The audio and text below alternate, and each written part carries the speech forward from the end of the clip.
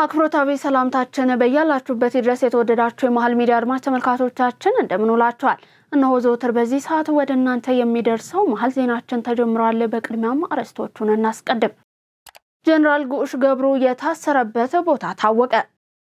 በአማራ ብሔራዊ ክልላዊ መንግስትና የአማራ ፋኖ ህዝባዊ ድርጅት አፋድ መካከል የተደረሰውን የዘላቂ ሰላም ስምምነት ውጤታማ ለማድረግ የሚያስችል ስምምነት በዛሬው ዕለት ተካሂዷል። ዝርዝር ዘገባውን ይዘናል። በሐሽፋ ምስጢራዊ ስብሰባ መደረጉ ተሰማ።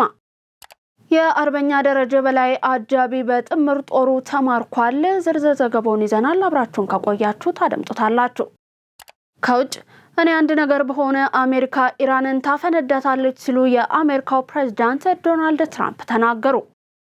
ቀደም ብለን ያደረስናችሁን አበይት ርዕሰ ነጥቦቻችንን ጨምሮ ሌሎች ቀሪ መረጃዎችን ይዘንላችሁ ቀርበናል። አብራችሁን ከቆያችሁ ሙሉ ዜናውን የምታደምጡት ይሆናል። አብራችሁን እንድትቆዩም የአክብሮት ግብዣችን ነው። ዜናውን ላይክና ሼር፣ ሚዲያችንን ሰብስክራይብ እያደረጋችሁ ትቆዩ ዘንድ እየጋበዝን ከመሸጋገሪያ በኋላ እንመለሳለን።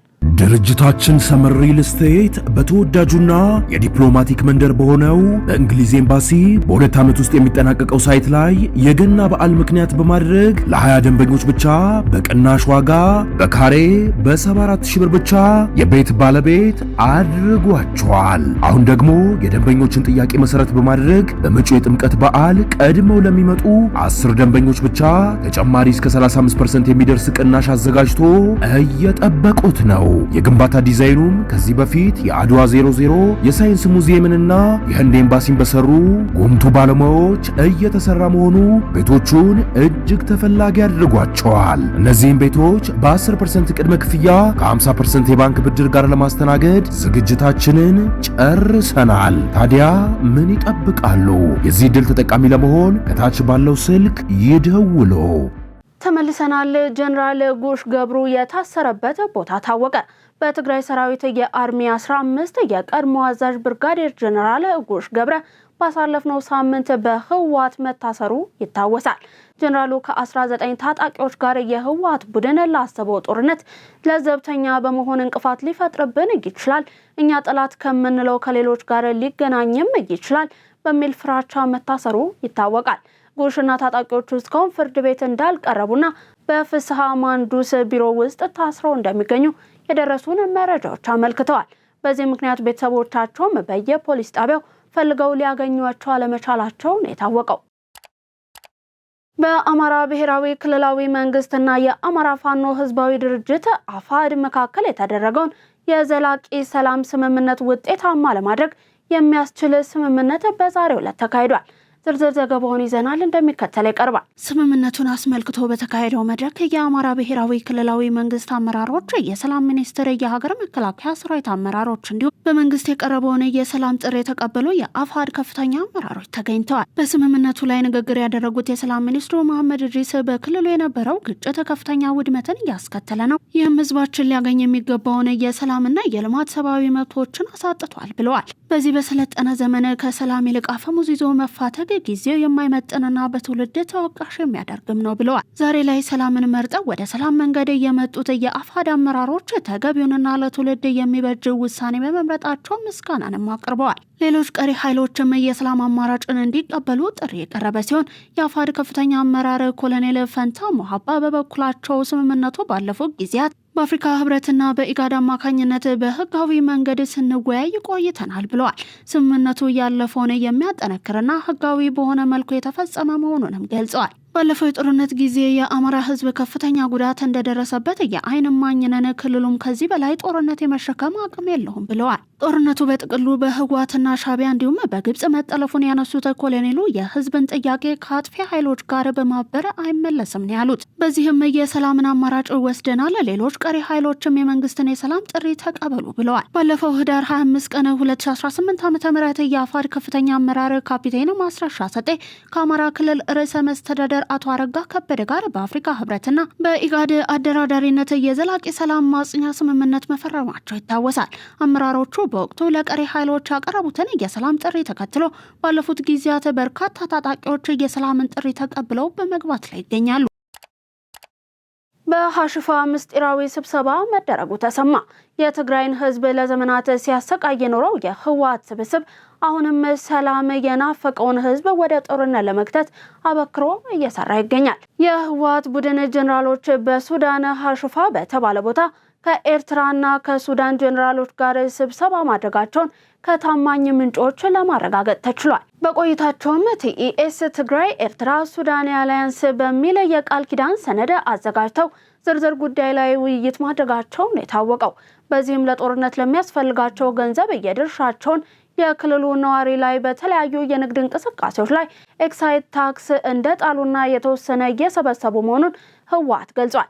አጋሮች ያላቸውን እነ ግብጽ እንዲያግዟቸውም ውይይት ማድረጋቸውን አስረድተዋል። የአርበኛ ደረጀ በላይ አጃቢ በጥምር ጦሩ መማረኩ ተሰምቷል። በማዕከላዊ ጎንደር ዞን ደንቢያ ቀጠና በትላንትናው ዕለት በጥምር ጦሩ በተሰራ ህግ የማስከበር ኦፕሬሽን ሸጋ አያናው የተባለ የአርበኛ ደረጀ በላይ አጃቢ መማረክ ችሏል። በተያያዘ ዜና የፋኖ ኃይሎች የሰላም መንገድን በመምረጥ እጅ መስጠታቸውን ቀጥለዋል። በርካታ ታጣቂዎች ከጸረ ህዝቡ ትግል ራሳቸውን በማግለል መንግስት እየሰጠውን የሰላም መንገድ በመምረጥ ላይም ናቸው። በዚህም በደቡብ ወሎና በሰሜን ወሎ ዞኖች በርካታ የቡድኑ ታጣቂዎች የነ ኮሎኔል ፋንታውን ሙሃቤን መንገድ በመከተል የሰላም አማራጭን ተቀብለው የተለያዩ መሳሪያዎችን ከነተተኳሾቻቸው በመያዝ እየገቡ ነው። የሰላምን አማራጭ የተቀበሉ ታጣቂዎች ያስከፉትን ህዝብ ሰላም በማምጣት ለመካስ እንደሚሰሩም ተናግረዋል። በአፋር ክልል የ2.6 ሚሊዮን ዓመት ዕድሜ ያለው አዲስ የሰው ዘር ቅሪት አካል መገኘቱ ተገለጸ። በአፋር ክልል በሚገኘው ሚሌሎጊያ መካነ ቅርስ ከዚህ ቀደም ተገኝቶ የማይታወቅና ፓራትሮፐስ የተሰኘ የ2.6 ሚሊዮን ዓመታት ዕድሜ ያለው የቅድመ ሰው ዘር ቅሪት አካል መገኘቱ ተዘግቧል።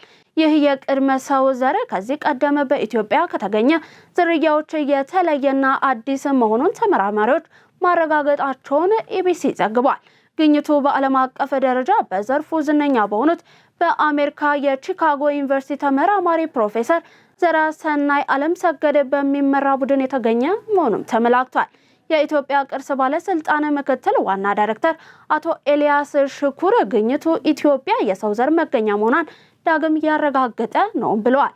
ፕሮፌሰር ዘረሰናይ በበኩላቸው እንዳሉት ይህ ፓራንትሮፐስ የተሰኘው ዝርያ አካባቢን የመላመድ ከፍተኛ ችሎታ የነበረው በመሆኑ በተለያዩ አካባቢዎች ይኖር እንደነበርም በጥናቱ ተረጋግጧል። ግኝቱ ለኢትዮጵያ የቱሪዝም ዘርፍ እድገትና ለዲፕሎማሲያዊ እንቅስቃሴ ከፍተኛ ሚና እንደሚጫወት እየተገለጸም ሲሆን ወጣት ተመራማሪዎችን በዘርፉ ለማሳተፍ ትልቅ መነሳሳትን ይፈጥራል ተብሏል።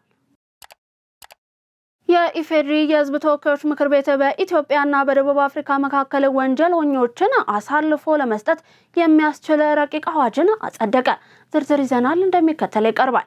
ምክር ቤቱ ባካሄደው 9ኛ መደበኛ ስብሰባ ላይ የህግና ፍትህ ጉዳዮች ቋሚ ኮሚቴ ሰብሳቢ ጸገነት መንግስቱ ማብራሪያ ያቀረቡ ሲሆን ስምምነቱ ወንጀለኞች ከአንዱ ሀገር ወደ ሌላ ሀገር በመሸሽ ከህግ ተጠያቂነት እንዳያመልጡ የሚያደርግ ነው። በረቂቅ አዋጅ ቁጥር 4/2018 ላይ ዝርዝር ምርመራ ሲያካሄድ የቆየው ቋሚ ኮሚቴው ከፍትህ ሚኒስቴር ከፍተኛ አመራሮች ጋር ሰፊ ውይይት ማድረጉን ሰብሳቢ አብራርተዋል።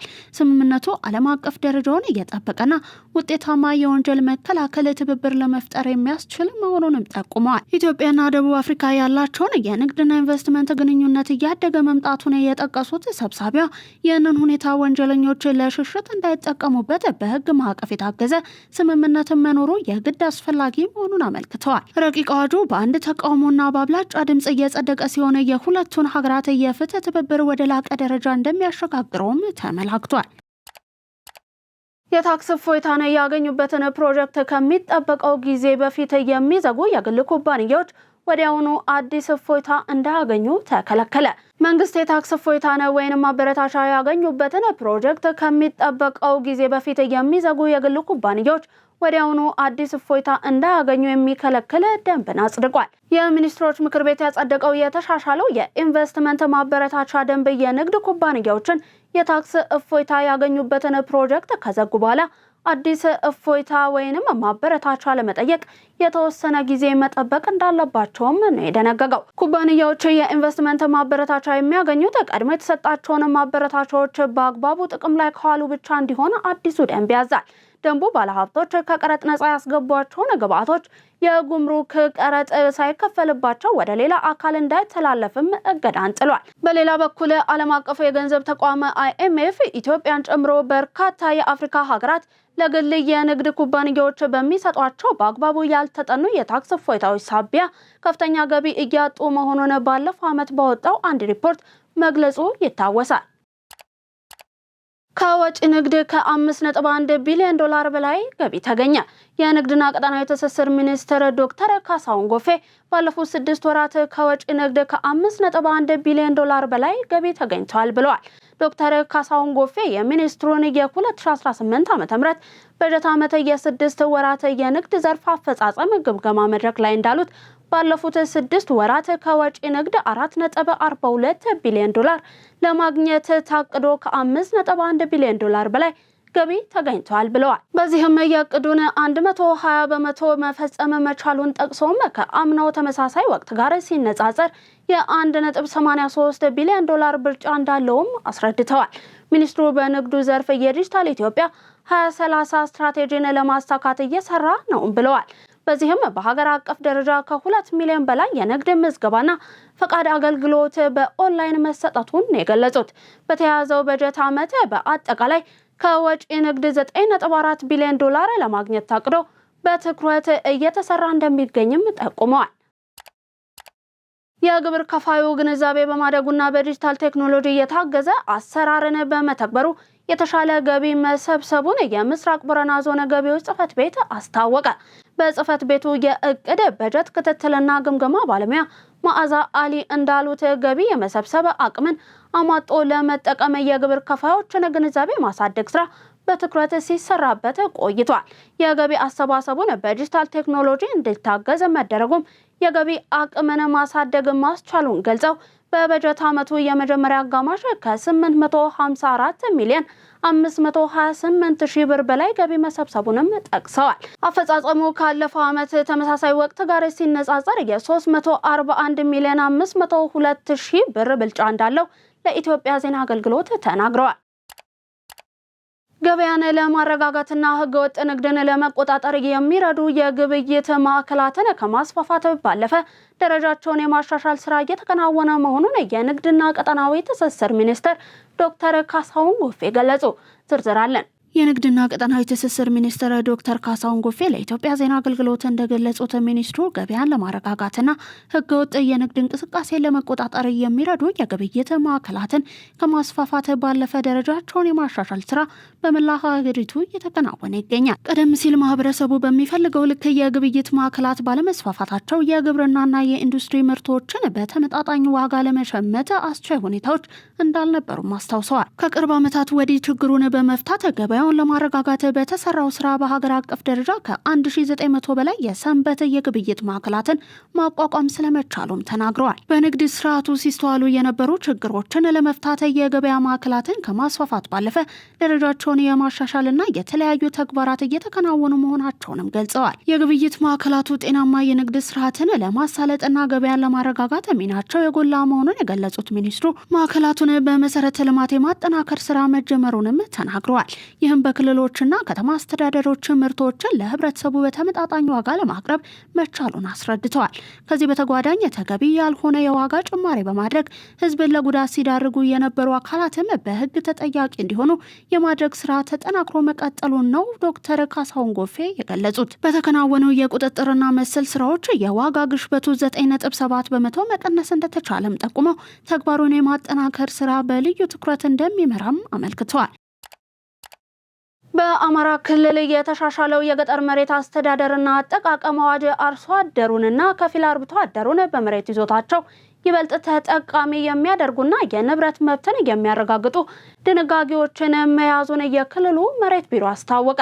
የአማራ ክልል መሬት ቢሮ ኃላፊ ሲሳይ ዳምጤ በሰጡት ጋዜጣዊ መግለጫ ላይ እንዳሉት አዋጁን ማሻሻል ያስፈለገው የአርሶ አደሩን የኑሮ ደረጃ አሁን ካለበት ኢኮኖሚያዊና ማህበራዊ እድገት ጋር ለማራመድ ነው። አዲሱ አዋጅ አርሶ አደሩ መሬቱን ለልጆቹና ላመነበት ሰው በስጦታና በውርስ ያለ ገደብ ማስተላለፍ የሚችልበት መብት የሰጠ ሲሆን መሬቱን ከመንግስት ሰራተኛ ልጆቹ ጋር ጭምር ማረስ እንዲችል የሚያደርግ መሆኑንም ነው ያብራሩት። ይህም በመሬት የሚከሰቱ ግጭቶችን ለመቀነስና የሴቶችና የህፃናትን ዋስትና ለማረጋገጥ ፋይዳው የጎላ ነው ብለዋል። የተወደዳችሁ የመሃል ሚዲያ አድማጭ ተመልካቾቻችን እየተመለከታችሁ የምትገኙት ለዛሬ ዕለተ ሐሙስ ወደ እናንተ እንዲደርሱ የተዘጋጀውን የቀን መረጃችንን ነው። ከባህር ማዶ ወደ ያዝናችሁ አለፍን።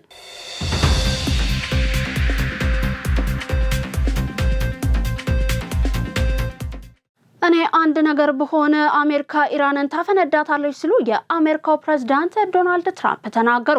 የአሜሪካው ፕሬዝዳንት ዶናልድ ትራምፕ በእኔ ላይ አንድ ነገር ቢከሰት ያቺ ሀገር ትፈነዳለች ሲሉ ኢራንን አስጠንቅቀዋል። ትራምፕ ይህንን ያሉት አንድ የኢራን ከፍተኛ ወታደራዊ ባለስልጣን በጠቅላይ መሪያቸው አሊ ካሜኒ ላይ ምንም አይነት ጉዳት ቢደርስ ዓለምን በእሳት እናነዳታለን ሲሉ የሰጡትን ማስጠንቀቂያ ተከትሎ ነው። በእኔ ላይ አንድ ነገር ከደረሰ በኋላ ሀገሪቱ ትፈነዳለች ሲሉም ትራምፕ አክለዋል። በጣም ጥብቅ መመሪያ ተሰጥቶኛል ያሉት የአሜሪካው ፕሬዝዳንት ዶናልድ ትራምፕ አንድ ነገር ቢፈጠር ከምድረ ገጽ ያጠፏቸዋል ሲሉም ማስጠንቀቂያን ሰጥተዋል። ፈረንሳይ የትራምፕን ንግግር የፈጠራ ወሬ ስትል አጣጣለች። የአሜሪካው ፕሬዝዳንት ዶናልድ ትራምፕ ፈረንሳይ አስገድጄ የመድኃኒት ዋጋ አስጨምሬያለሁ ሲሉ የተናገሩትን ንግግር ፓሪስ ሐሰተኛ ወሬ ስትል አስተባብለዋለች። በዳቮስ የዓለም ኢኮኖሚ ፎረም ላይ ንግግር ያደረጉት ዶናልድ ትራምፕ በፈረንሳይ ምርቶች ላይ ከፍተኛ ቀረጥ ጥላለሁ ብዬ በመዛቴ ፕሬዝዳንት ማክሮን እጅ ሰጥተዋል ሲሉም ተናግረዋል። ትራምፕ አክለው ማክሮን በፍርሃት እሺ ዶናልድ አደርገዋለሁ እንዳሏቸውም ለታዳሚው በፌስ ተናግረዋል። ይሁን እንጂ የፈረንሳይ ፕሬዝዳንት ጽሕፈት ቤት ትራምፕ ፌክ ኒውስ ሲሉ የሚታዩበትን ተንቀሳቃሽ ምስል በመጠቀም ፈጣን ምላሽን ሰጥቷል።